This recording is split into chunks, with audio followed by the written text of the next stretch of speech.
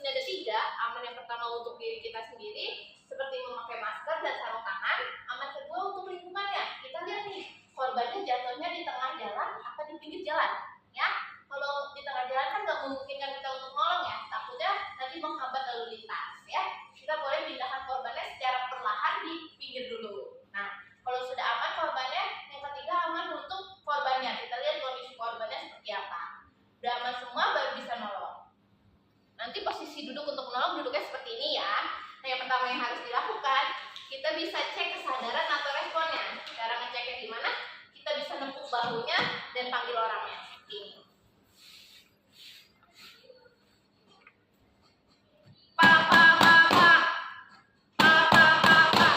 Nah, kalau udah dipanggil sekeras itu orang yang nggak nyaut, berarti orangnya beneran pingsan ya, bukan tidur. Bisa dibedain. Oke, selanjutnya kita bisa cek ke arah nafas dan nadinya. Cara ngecek nafasnya gimana?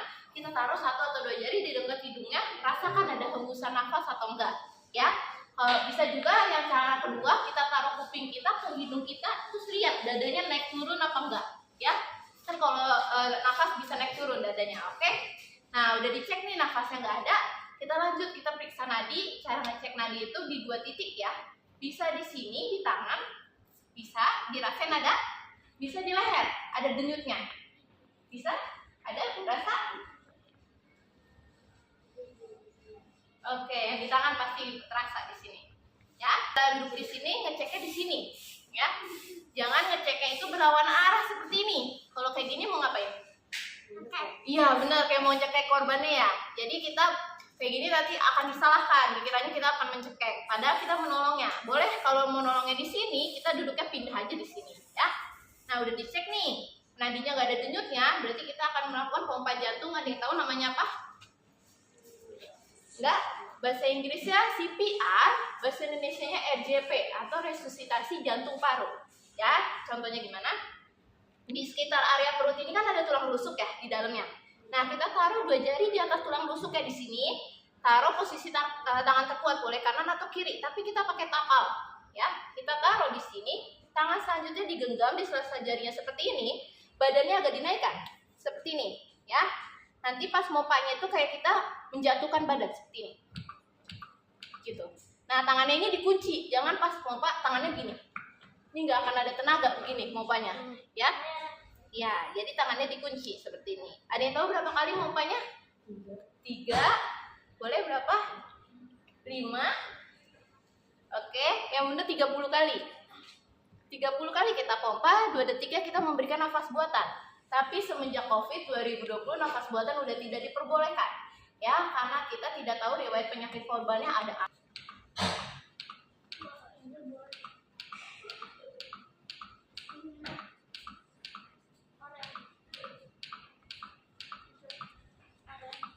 Merah, hijau, oranye, hijau. Oke. Yang ketiga, tetaskan medalnya. Yang keempat, tutup luka dengan kain kasar. Pertama, ambil kain kasar di sini, lalu bersihkan lukanya di sini, dioles-oles. Ini kamu ya. Selesai. Sekarang tutup luka itu dengan Geser dulu semuanya, geser. Nah, itu plasternya ambil, geser lagi. itu bukan. Oke. Ya. Tutup lukanya. Oke, nilainya A. Udah kelihatan? Udah ya, silakan tangannya sebentar. Terima kasih ya. Bagaimana caranya menyelamatkan diri dari ruangan yang penuh dengan asap kebakaran? Kenapa kita harus belajar? Karena banyak sekali korban kebakaran itu meninggal karena asap kebakarannya. Oke, jadi kita harus belajar sama-sama supaya amit-amit kita terjebak di dalam kebakaran, kita bisa menyelamatkan diri sendiri. Oke? Oke.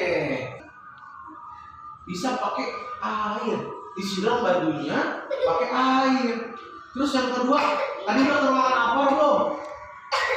Belum. Oke, nanti habis ini kalian akan ke ruangan apa? Akan belajar bagaimana menggunakan tabung pemadam kebakaran. Nanti tabung pemadam kebakarannya disemprotin aja ke badannya. Nanti apinya bisa mati. Nah, tadi cara madaminnya gimana? Madamin apinya dengan cara berguling-guling.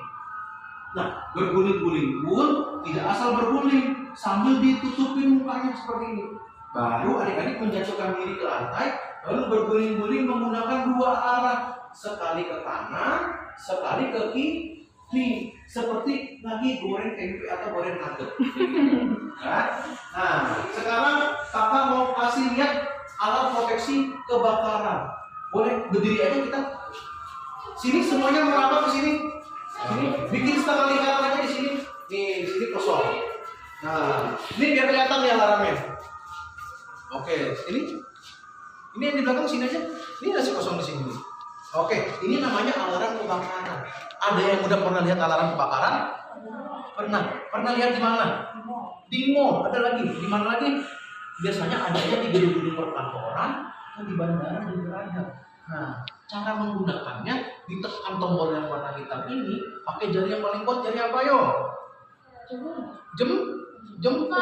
Kalau ini nggak terlalu kuat. Kalau jempol ini paling kuat. Nah, cara memencetnya gimana? Ditekan dengan kedua jari. Nanti dia akan bunyi.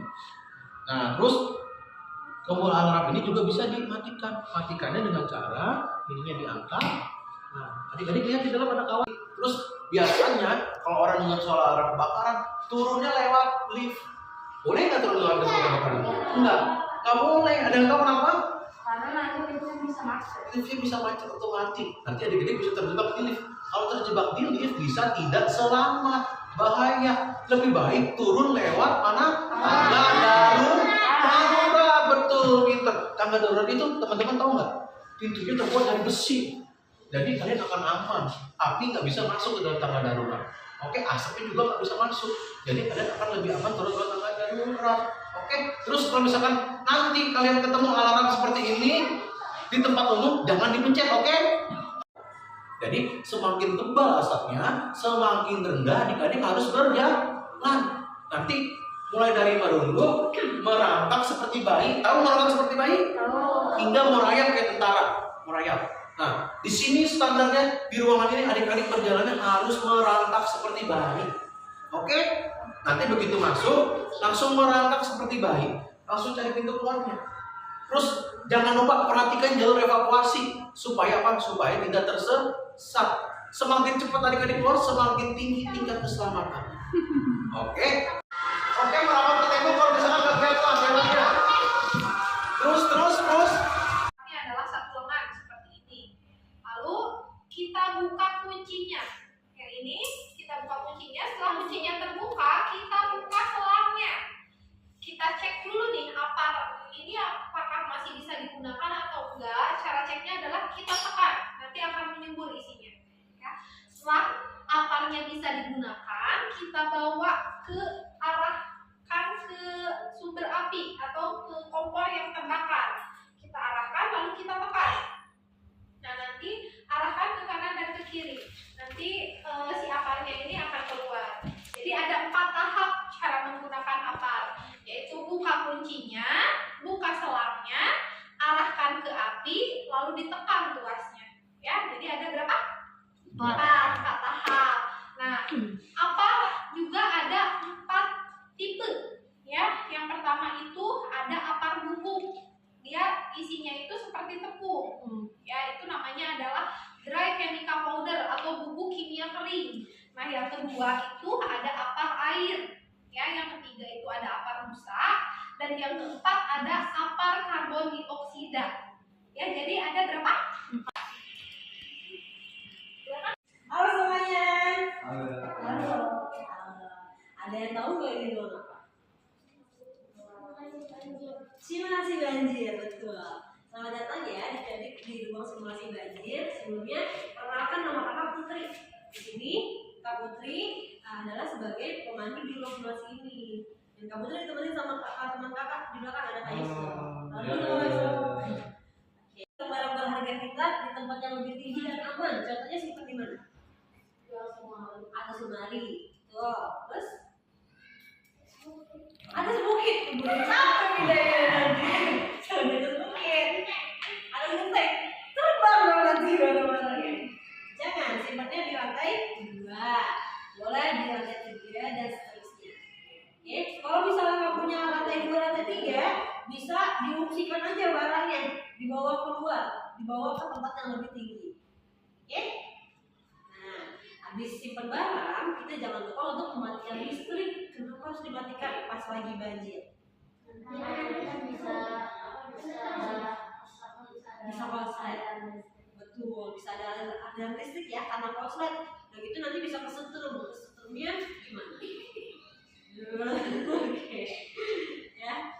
Nah, di situ kita juga harus menghindari berjalan di sekitaran sarapan air. Tahu nggak sarapan air? Tahu ya. Kita kenapa nggak boleh dekat-dekat sama sarapan pas lagi banjir? Tahu nggak? Betul, nanti bisa jatuh ya. Habis jatuh nanti bisa ke bawah arus. Soalnya arus yang di bawah biasanya lebih kencang daripada yang di atas. Jadi harus hati-hati. Kalau misalnya kalian takut nih mau jalan tapi takut ada misalkan kalian bawa tongkat aja. Cari tongkat, kalau nggak ranting kayu, kalian raba dulu nih. Kalau misalnya masuk berarti ada sarapannya, kayak gitu ya. Oke. Terus kalau banjirnya semakin tinggi nih, kita bisa menghubungi bantuan ke Jakarta Siaga. Nomor teleponnya berapa? 112. 112 bisa untuk macam-macam bencananya. Coba sebutin apa aja? Kebakaran, gempa, tsunami, banjir, apa lagi? Kebakaran udah, gempa udah. Nanti kera-kera bentuk ini dilengkapi dengan alat pelindung diri. Ada yang tahu nggak? Pelampung. Ini namanya pelampung aja ya. Boleh jaket pelampung, baju pelampung boleh. Terus ini sama kita harus pakai ini. Apa ini namanya? Nah, sekarang kakak mau minta kamu deh. Siapa kamu namanya? Iya. Iya, coba contohin ke temennya cara pakainya gimana. Nah, kencingin. Di belakang kamu coba tengok belakang. Ada maju lagi. Lihat ke sebelah kiri. Tuh, coba tengok belakang. Nah, maju lagi. tadi orangnya serem amat. Ini maju lagi terus. Coba korban yang kedua.